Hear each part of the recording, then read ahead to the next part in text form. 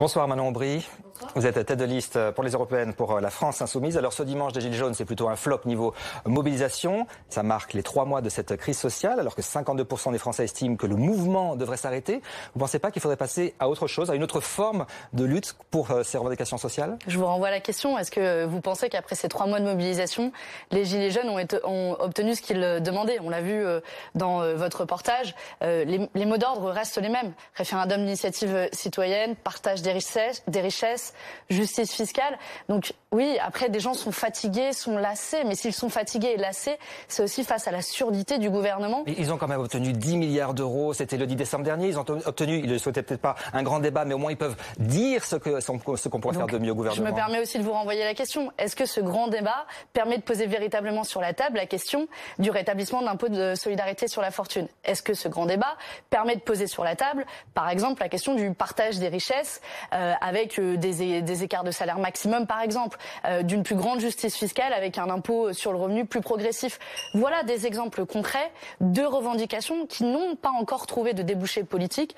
Après, honnêtement, mettez-vous à la place de ces gens-là pour avoir manifesté aussi un grand nombre de fois.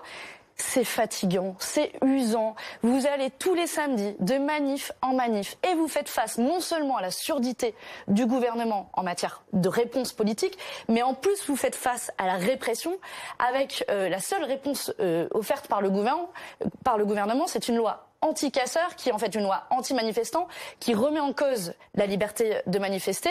Je le dis d'autant plus qu'après l'alerte du défenseur des droits en France, on a eu l'alerte cette semaine de l'Organisation des Nations Unies en la matière, qui pointe la dangerosité de l'utilisation de certaines armes comme les lanceurs de balles de défense et la remise en cause du droit de manifester. Justement, je me pose la question, est-ce que ça vaut la peine, 3 mois après, 14 samedis de manifestation, est-ce qu'on ne peut pas passer à autre chose?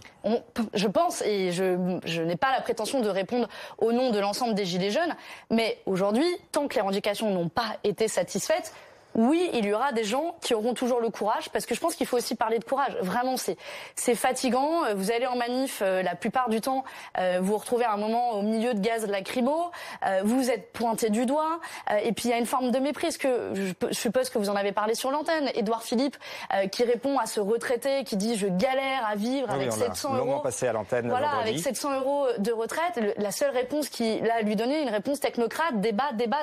Oui, mais concrètement, comment cette personne va faire pour survivre? Donc il y a une forme de mépris de la part du gouvernement qui en plus en rajoute une couche en disant il faut une contrepartie aux aides sociales. Ah ouais, quelles contreparties ont été demandées aux entreprises à qui on a offert plus de 20 milliards de crédits d'impôt sur le CICE? Pour ne prendre que cet exemple-là. Jeanne Galimi. Manon Aubry, vous parlez des revendications des Gilets jaunes, plus d'équité fiscale, plus la lutte contre les inégalités sociales, mais il y a d'autres choses aussi parmi les Gilets jaunes et dans leurs revendications. Il y a des gens qui demandent plus de contrôle pour les chômeurs, il y a des gens qui demandent des contreparties pour les bénéficiaires des minima sociaux, il y a des gens qui stigmatisent, à tort ou à raison, mais des gens qui ne travaillent pas et qui touchent plus que les petits salariés qui font ce qu'ils peuvent à temps partiel ou avec des petites retraites. Qu'est-ce que vous répondez à ces gens-là? Moi, je vous pose la question. Pour vous, surtout. Si je peux me permettre, je vais vous poser une question. Combien de fois êtes-vous allé dans les manifestations des Gilets jaunes? Mais plusieurs fois, madame. Et donc, avez-vous vu des panneaux? Avez-vous vu des revendications? Avez-vous vu des slogans qui demandent des contreparties aux aides sociales? Vraiment, vous ne pensez pas qu'il y a là une instrumentalisation? Aujourd'hui, ce que demandent les Gilets jaunes, c'est un partage des richesses et un partage du pouvoir. Madame Aubry, moi, je n'ai pas vu ces revendications-là dans les manifestations. Est-ce que vous avez lu, comme moi et comme beaucoup de journalistes, les cahiers de doléances ou ce qui commence déjà à fleurir sur les plateformes Internet? Oui, et donc sur ces plateformes et ces cahiers de doléances, quand vous faites l'analyse, ce qui revient le plus souvent, c'est un appel à survivre, c'est la dignité, c'est le pouvoir d'achat. Donc je pense qu'il faut être vigilant sur l'instrumentalisation qui peut être faite, parce que quand on voit vraiment ce qui préoccupe les gens, et puis d'ailleurs on le voit aussi, on dit oui, le mouvement s'essouffle, etc. Mais ce qui ne s'essouffle pas, je remets en cause par ailleurs ça, mais ce qui s'essouffle pas, c'est certain, c'est une volonté de remettre de la justice fiscale, de rétablir l'ISF, bref, vous qui êtes si friand des sondages dans cette maison, on sait que le soutien à ces mesures de justice sociale ne s'affaiblit pas. Donc, je pense que l'impératif, c'est d'y apporter une réponse politique, et c'est ça la priorité. Il y a les revendications sociales, mais on entend peu parler d'écologie quand même dans les manifestations, alors que la crise des Gilets jaunes est née quand même de cette taxe carbone. Vous, pendant la campagne des européennes, vous pensez être audible, vous allez pouvoir faire des propositions sur l'écologie, même si ça coûte cher, même si ça coûte au porte-monnaie dans les foyers? Alors là aussi, vraiment, la prochaine fois, je vous propose, on va tous les trois dans le cortège en manif, parce que vous verrez qu'il y a beaucoup de revendications et beaucoup de slogans sur ne pas opposer la fin du monde et la fin de la semaine ou la fin du mois.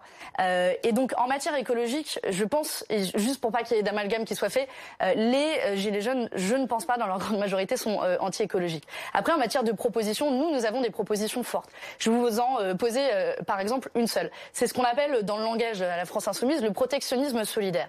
C'est arrêter le grand déménagement du monde en surtaxant les produits qui viennent de l'autre bout du monde, qui ne respectent pas souvent un certain nombre de conditions écologiques, conditions environnementales, qui ne respectent pas souvent un certain nombre de droits du travail et qui en plus traversent le monde entier pour arriver sur le marché européen et qui sont même privilégiés par le marché via des accords de libre-échange qui sont négociés entre l'Union européenne et un certain nombre de pays dans le monde. Pas plus tard que cette semaine, il y en a eu un nouveau qui a été négocié entre l'Union européenne et Singapour. Nous voulons s'inscrire en faux et combattre ces traités de libre-échange pour mettre une taxe à la sortie de l'Union européenne, précisément pour arrêter ce grand déménagement du monde. Allez, on va revenir maintenant. Hier, Laurent Nunez a dit sur BFM TV que cette attaque était emblématique du mouvement et il dénonce l'œuvre de hordes sauvages. Est-ce que vous êtes d'accord ?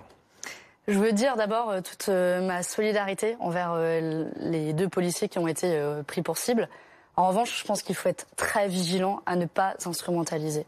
Et donc, évidemment que ces actes sont condamnables. La violence n'est jamais, jamais, jamais une solution.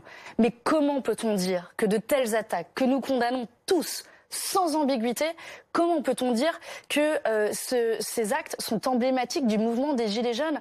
Quel mépris il a pour toutes ces personnes qui se mobilisent pacifiquement samedi après samedi sur les ronds-points, qui crient juste leur envie de dignité, leur envie de survivre.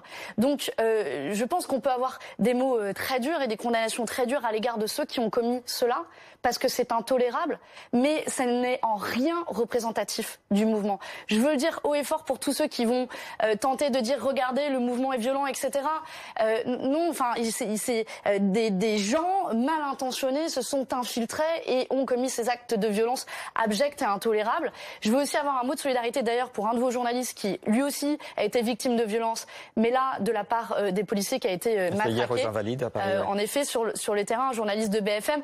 Voilà, je crois qu'il faut faire redescendre le niveau de tension. Et faire redescendre le niveau de tension, c'est engager un vrai dialogue qui est constructif, mais aussi ne pas répondre à la violence par de la provocation, comme l'ont fait les forces de l'ordre à de nombreuses reprises ces dernières semaines, avec l'utilisation d'armes dangereuses qui ne sont pas adaptées au maintien de l'ordre. En vous écoutant, madame, est-ce que vous rejoignez certains ténors de votre mouvement, de la France Insoumise, qui bien sûr privilégie les solutions politiques à cette crise, c'est évident. Mais tout de même, vous êtes un des seuls partis, un des seuls mouvements à dire que la violence, elle peut être légitime et qu'elle est largement due plutôt aux forces de police, aux forces de l'ordre et à la gendarmerie, et que l'escalade elle-même est de la responsabilité des forces de police et des forces de l'ordre en général. Est-ce que c'est votre position à vous également au sein du mouvement ? Jamais nous n'avons dit que la violence est légitime. Jamais. Je vous mets au défi de trouver quelqu'un à la France Insoumise qui a dit que la violence était légitime. On pouvait comprendre une certaine violence à cause... Elle est justifiable. Non, c'est pas ce qu'on a dit. Par contre, là où vous avez raison, c'est qu'aujourd'hui, il y a une escalade. Cette escalade, elle est la responsabilité des forces de l'ordre. De nouveau, j'invite tous ceux forces de l'ordre. Tous ceux, non mais pour aller au bout de mon raisonnement, j'invite tous ceux qui pensent que on en fait des tonnes, que quand même on exagère, etc. Vraiment, venez dans la manif au moins en tant que spectateur. Vous verrez, au bout d'une heure de marche, vous retrouvez Nassé. Donc Nassé, c'est-à-dire que concrètement, vous êtes sur une place et vous ne pouvez plus en sortir. Ça crée de la tension d'être Nassé. Ensuite, après être Nassé, il y a du gaz lacrymo, puis l'usage de balles de défense, puis l'usage de grenades de désencerclement. C'est ça aujourd'hui qui crée de la tension. Et les manifestants je pense que ne viennent cette pas stratégie, avec des boules de pétanque, ne vont pas... Bien sûr qu'il y a une minorité de violents, et nous les condamnons. Et d'ailleurs, je sais pas si vous avez vu, à chaque acte violent, vous avez des gilets jaunes qui tentent de préserver le mouvement pacifique, qui tentent d'écarter les individus violents, qui ne sont aujourd'hui en rien représentatifs du mouvement. Nous n'avons rien à voir avec ces gens-là.